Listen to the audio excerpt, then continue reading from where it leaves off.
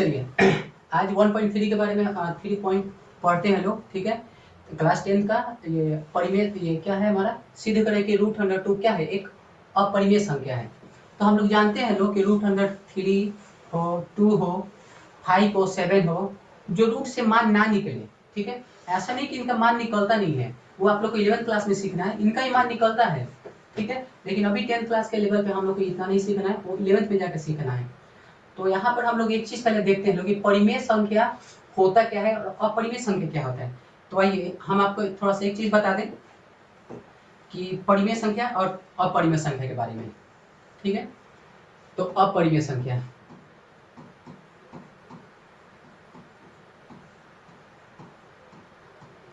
और परिमेय संख्या,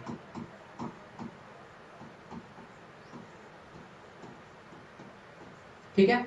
तो देखिए जो परिमेय संख्या जो होता है, ठीक है, जो परिमेय संख्या होता है हम इसको P/Q के रूप में लिखते हैं, P/Q के रूप में लिखते हैं, जहां पे हमारा नीचे वाला जो संख्या है वो हमारा Q 0 नहीं होना चाहिए। नीचे वाला संख्या क्या होना चाहिए, 0 नहीं होना चाहिए, ठीक है। ये हमारा परिमेय संख्या, जो बटा में लिखा जाए संख्या वो हमारा क्या होता है, परिमेय संख्या होता है। परिमेय संख्या जैसे 1/2 हमारा 0 भी आता है परिमेय संख्या के अंदर, क्यों, क्योंकि हम इसके अंदर क्या कर सकते हैं, इसके नीचे 1 लगा सकते हैं, ये भी हमारे क्या आता है, परिमेय संख्या आता है। मीन्स वैसा सभी संख्या जिसको हम लोग क्या करते हैं लोग, बटा में लिखते हैं लोग, क्या वो परिमेय संख्या आता है। तो बटा वाला संख्या तो आप लोग पता है कि भाई जिसके हम नीचे 1 लगा सकते हैं, अब बटा वाला संख्या वो हमारे क्या होता है, परिमेय संख्या होता है, ठीक है। इसके अलावा कोई जैसे हम लोग डिवाइड देते हैं तो कोई संख्या होता है जैसे कि 1.33, ये पुनरावर्तिक होता चला जाता है, इसके ऊपर एक बाढ़ लगा देते हैं लोग, ठीक है। तो इस टाइप का भी जो संख्या मिले हम लोग को, तो ये भी क्या होता है, हमारा परिमेयी संख्या के अंतर्गत आता है। या फिर कोई ऐसा भी संख्या आता है जैसे 1.2345, उसके बाद फिर यही वाला संख्या रिपीट होता है 2345, तो ऐसा संख्या भी क्या हो जाता है, हमारा परिमेयी संख्या के क्या होता है, अंतर्गत आता है। तो ये हम आप लोग ये 3 पॉइंट याद रखिएगा लोग कि परिमेय संख्या जो P/Q के रूप में लिखा जा सके, जहां पे नीचे वाला जो संख्या हो 0 नहीं होना चाहिए, ठीक है। फॉर एग्जाम्पल के लिए कोई पूछे आप लोग से कि 0 परिमेय है कि अपरिमेय है, तो आप लोग इजीली बता सकते हैं लोग क्या, कि हम नीचे यहाँ पे 1 पुट कर सकते हैं, रख सकते हैं लोग, इससे कोई दिक्कत नहीं है। बट अगर कोई आपसे ये बोल दे कि 2 के नीचे 0 डाल दे, परिमेय है, तो कहेगा नहीं, ये संख्या परिभाषित ही नहीं है, परिभाषित ही नहीं होता है। तो इसके वजह से हम क्या करते हैं लोग, ये हमारा परिमेय संख्या के अंतर्गत नहीं आता है, ठीक है। तो बटा वाला संख्या जितने होते हैं वो हमारे परिमेय संख्या के अंतर्गत आते हैं लोग। अब इसके अपोजिट में आते हैं लोग क्या, तो अपरिमेय संख्या, ठीक है। तो अपरिमेय संख्या जो रूट के अंदर से मान ना निकले, फॉर एग्जाम्पल के 2 ऑलरेडी दे चुका है, 2 है हमारा, 3 है, 5, ठीक है। ये ऐसा होता है कि ये रूट से मान नहीं निकल पाएगा। जो 10th क्लास का जो लेवल में आप लोग पढ़ते हैं लोग, तो इसमें से हम लोग यहाँ पर हैं, इसका अगर आप लोग रूट में से संख्या निकालते हैं लोग, आप लोग 11th पे जाकर वैसे आपको लोग सीखना भी है, तो ये वाला जब संख्या निकालते हैं लोग रूट से, तो ना ये पुनरावर्तिक होता है संख्या, और ना ही कोई क्या होता है, ये संख्या रिपीटेड होता है, जैसे कि 1 2 3 4 5, फिर 2 3 4 5, ऐसा भी नहीं होती। ये संख्या अलग अलग आते ही चले जाते हैं, दोहरियाता भी नहीं है, जिसकी वजह से हम लोग को ये नहीं पता चल पाता है कि जैसे मान लीजिए सपोज इसको कुछ हद तक हम मान लिए, तो ये हटा के हम लोग क्या कर सकते हैं, 0 लगा सकते हैं, इसका मान भी होता है, आप लोग 11th पे सीखना है यहाँ पे। या फिर इसका भी हम लोग सपोज कुछ कर सकते हैं लोग, बट यार हम लोग ऐसा कुछ नहीं कर सकते, कारण कि संख्या पुनरावर्तिक नहीं होता है और ना ही रिपीटेड होता है, संख्या बढ़ते ही चला जाता है। तो उसके बाद हम लोग क्या करते हैं, इसके पीछे कितना 0 लगाएं, कैसे लगाएं, इसको हम लोग नहीं कर पाते। इसी वजह से हम लोग क्या, रूट के अंदर जो मान ना निकलता हो उसको हम लोग क्या मानते हैं लोग, परिमेय संख्या मानते, अपरिमेय संख्या मानते हैं लोग, ठीक है। तो आई होप आप लोग ये समझे होंगे लोग कि परिमेय संख्या और अपरिमेय संख्या क्या होता है। अब इसको हम लोग थोड़ा सा सिद्ध करना सीखते हैं लोग। ये बहुत इंपॉर्टेंट है, अगर आप लोग को 10th क्लास एग्जाम में हर एक साल 2 नंबर का जरूर पूछता है। अभी हाल ही फिलहाल में अभी ये क्वेश्चन पूछा था, जस्ट लाइक ये हमारा था 2 प्लस में √3 एक परिमेय संख्या है, अपरिमेय संख्या है, इसे प्रूव कर देना है, ठीक है। तो ये तो छोटे में बन जाते हैं, लेकिन इनका थोड़ा 2 स्टेप 3 स्टेप ज्यादा बढ़ना पड़ता है। तो आप लोग को ये भी सीखेंगे, पहले ये सीखते हैं लोग जो बहुत ज्यादा इंपॉर्टेंट होता है। तो आइए थोड़ा देखते हैं लोग।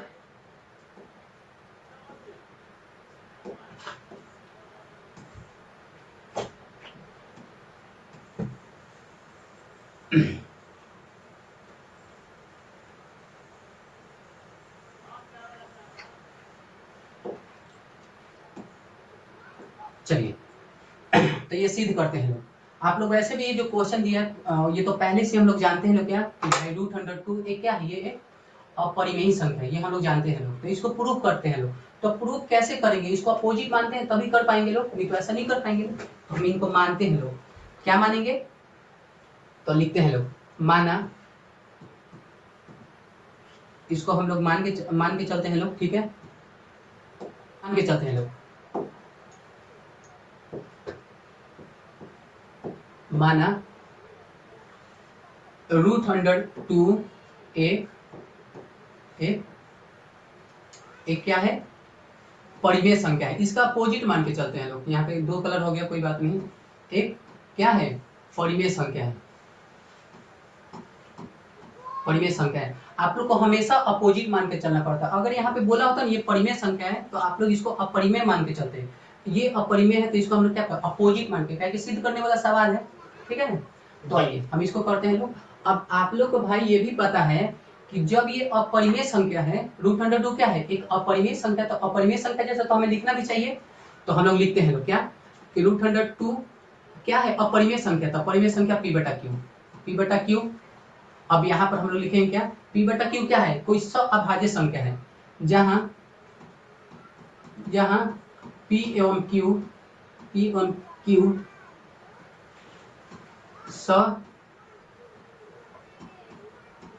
अभाज्य संख्या है। ठीक है, इसके रूप में हम लोग लिख दिए लोग, जहाँ p एवं q क्या है, एक अभाज्य संख्या है। अभाज्य संख्या कहने का मतलब ये बहुत छोटा सा संख्या हो जाता है जिसको अब आप आगे काट नहीं सकते हैं, नहीं काट सकते। फॉर एग्जाम्पल के लिए क्या, 1/2। अब इसको काटिएगा तो दशमलव में चला जाएगा। और हमें शो करना है परिमेय संख्या। तो परिमेय संख्या अच्छा रहेगा जब हमारे क्या हो, बटा में हो तो अच्छा लगता है। अब उसको क्या काटिएगा तो दशमलव में चला जाएगा, तो उसमें हम लोग ना लेके जाए, छोड़ते रहो वहीं पे। तो वो बहुत छोटा सा रूप है। तो आइए इसके आगे वाला कर देते हैं लोग। तो हाँ, अब यहाँ पे क्या होगा, ये क्या है, एक p एवं q क्या है, एक अभाज्य संख्या है जहाँ पे q क्या है, q नॉट इक्वल टू 0। ये वाला 0 नहीं होना चाहिए। ठीक है, तो यहाँ तक स्टेप समझ में है। अब अगला स्टेप हम लोग क्या करते हैं, दोनों तरफ वर्ग करते हैं। ठीक है, दोनों तरफ वर्ग करते हैं लोग।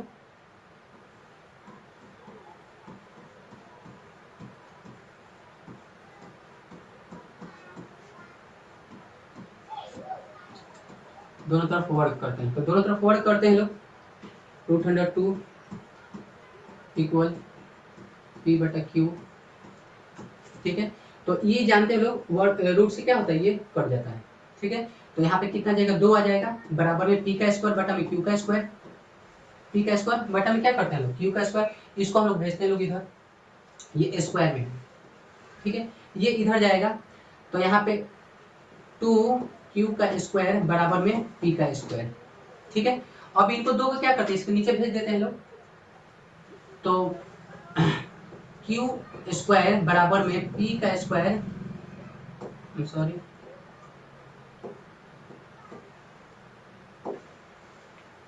अब p²/2।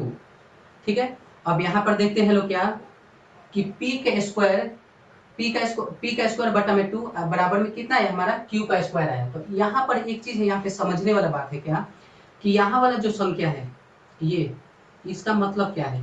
यहाँ पर एक चीज आप लोग एनसीईआरटी का किताब पढ़िएगा तो उसमें एक एग्जाम्पल में बताया है इसके बारे में कि ये p कोई हम लोग क्या माना, इसे सभाज्य संख्या फिर पूर्णांक संख्या होगा। तो यहाँ पर हम लोग ये देखते हैं लोग कि p² 2 से डिवाइड है, 2 से डिवाइड है, तो यहाँ पर p भी क्या होगा, 2 से हमारा डिवाइड ही होगा। ठीक है, तो आइए इसके बारे में हम समझा देते हैं आप लोग को। यहाँ कहने का मतलब पहले लिख देते उसके बाद बताते हैं। यहाँ p² 2 से विभाजित है एवं तो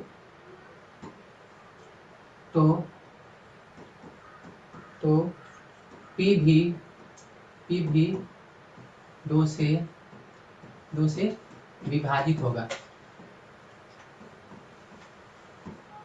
विभाजित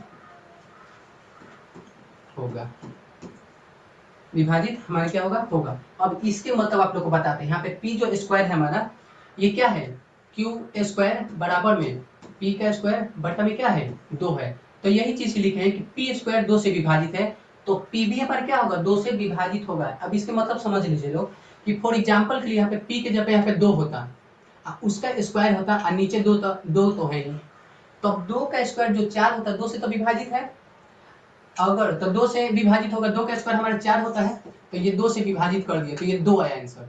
तो हमारा ये 2 भी तो विभाजित है, 2 भी तो 2 से विभाजित है, कटा तो कितना आया, 1 आया। ठीक है, तो यहाँ पर जब 2, ये क्या है हमारा p का स्क्वायर जब 2 से विभाजित है, तो हमारा q स्क्वायर कोई रिजल्ट आया है q का स्क्वायर, तो यहाँ पर क्या बोल रहा है, तो भाई p भी तो 2 से विभाजित होगा, तो p भी क्या है यहाँ पे 2 से विभाजित है, तो एक नया रिजल्ट आया होगा, तो हम इसको यहाँ पे मान के चलते हैं। ठीक है लोग, p बटा q भी क्या है, 2 से विभाजित होगा, तो भाई p बटा q जब 2 से p बटा q जब क्या है 2 से विभाजित है ना, तो यहाँ पर देखे वो लोग ना, डिवाइड हुआ तो हमारे q का स्क्वायर है, p स्क्वायर 2 से डिवाइड हुआ तो q स्क्वायर आया है। तो यहाँ पे एक नंबर दे के सीख लीजिए, जैसे 2 का स्क्वायर 2 से विभाजित है, तो 2 का स्क्वायर पहले तोड़ देते तो कितना जाएगा, 4, और नीचे का 2 का 2 काटे हैं तो कितना है, 2 आया आंसर। तो इसको अब हटा देते हैं लोग, तो 2 को 2 से कटेगा तो एक अलग आया ना, तो इसका रिजल्ट और इसका रिजल्ट अलग आया, जब स्क्वायर को काटे तो अलग रिजल्ट आया है, और जब स्क्वायर के विदाउट काटे तो अलग रिजल्ट आया है। तो एक चीज हम लोग देखते हैं भाई, तो इनका भी तो मान अलग आएगा, पी स्क्वायर जब 2 से डिवाइड हुआ है तो क्यू स्क्वायर आया है। ठीक है, अब यहाँ पर जब पी स्क्वायर आएगा तो हम एक चीज मान के चलते लोग, क्या सी मान के चलते हैं। ठीक है, तो यहाँ पर हम लोग क्या करेंगे लोग, इनको भेज देते हैं भैया के पास, तो p बराबर में कितना हो जाएगा हमारा 2c, डिवाइड में है बटा तो डिवाइड कर गया, गुना में 2c। अब हम क्या करेंगे लोग, जहां भी p का मान है वहां पे इसको समीकरण हम लोग क्या मान के चलते हैं लोग, समीकरण 1 मान के चलते हैं लोग, इसको इरेज कर देते हैं। ठीक है, इसको इरेज कर देते हैं लोग। ठीक है, अब देखिए, तो इसको समीकरण हम लोग फर्स्ट मान के चलते हैं लोग, इसको समीकरण फर्स्ट मान के चलते हैं लोग। तो अब क्या करते हैं, p का मान हम लोग क्या करते हैं लोग, p का मान हम लोग समीकरण 1 में पुट कर देते हैं, तो यहाँ पर p का मान में क्या करते हैं, पुट कर देते हैं। तो p, तो हमारा क्या था, q स्क्वायर बराबर में, और p के जगह पे हम लोग क्या रखेंगे भाई, p के जगह पे हम लोग 2c रखेंगे, तो 2c/2 हो जाएगा, समीकरण 1 में पुट अप करें हैं लोग, और इनका क्या है, स्क्वायर है, स्क्वायर कर दें। ठीक है, तो आइए इधर चलते हैं लोग, स्क्वायर कर दिए लोग, तो ये तो ऐसे ही रह जाएगा, क्यूब स्क्वायर बराबर, स्क्वायर है तो 2 का पावर 2 का स्क्वायर हम जानते हैं लोग 4 होता है, और c का स्क्वायर से ही होता है, c का स्क्वायर बाय 2 का 2। ठीक है, अब इसको हम लोग क्या करते हैं, काट देते हैं, ये कट गया तो कितना है हमारा 2 आया, तो क्यू स्क्वायर बाय 2c का स्क्वायर। ठीक है, अब हम इसको क्या करते हैं, नीचे ला देते हैं, तो क्यू स्क्वायर बाय 2 बराबर c का स्क्वायर। अब यहाँ पर एक चीज और देखते हैं लोग, क्या यहाँ पर यहीं पे बस आप लोग को समझने वाला बात है। आप तो पहले बार बोले थे समीकरण 1 में सअभाज्य का मतलब क्या होता है, वो छोटा संख्या जो अब ना कटे। ठीक है, अब किसी और से क्या हो, डिवाइड ना हो। ठीक है, डिवाइड ना हो, तो ये p बटा q हम इसको माने थे लोग, सअभाज्य माने हैं लोग। ठीक है, इसको क्या माने थे लोग, p बटा q क्या था, सअभाज्य था, और p का स्क्वायर 2 से डिवाइड हुआ है तो q का स्क्वायर दिया है, ये q का स्क्वायर रिजल्ट आया है। अब ये किसी और को डिवाइड नहीं देना चाहिए, लेकिन हम लोग यहाँ पे देख रहे हैं भाई, एक तरफ तो ये 2 p स्क्वायर को भी काटता है, ठीक है, तो इसको ये रिजल्ट आया है, और वही रिजल्ट अब कितना हुआ है, यही संख्या फिर 2 से भी कट गया है, तो ये यहाँ पे माना हुआ क्या हो जाएगा, गलत हो जाता है। क्या कि हम लोग यहाँ पे समीकरण फर्स्ट में यही माने थे लोग कि p स्क्वायर को 2 से डिवाइड किया जाता तो क्यू स्क्वायर आता है, आंसर आया। अब आंसर में भी 2 से डिवाइड हो जा रहा है, तो यहाँ पर हमारा माना हुआ क्या होगा, विरोधाभास होगा। ठीक है, तो हम यहाँ पे 2 शब्द और लिख देते हैं, हमारा प्रूफ हो जाता है। या फिर आप लोग ये वाला जितना चीज है आप लोग यहाँ पे क्या कर सकते हैं लोग, ये वाला जो चीज था आप लोग यहाँ पे लिख सकते हैं, क्या खाली चेंज हो जाएगा। अब यहाँ पर लिखेंगे क्या, यहाँ क्यू स्क्वायर 2 से विभाजित है एवं क्यू भी Q भी 2 से विभाजित है, अतः हमारा माना हुआ √2 एक परिमेय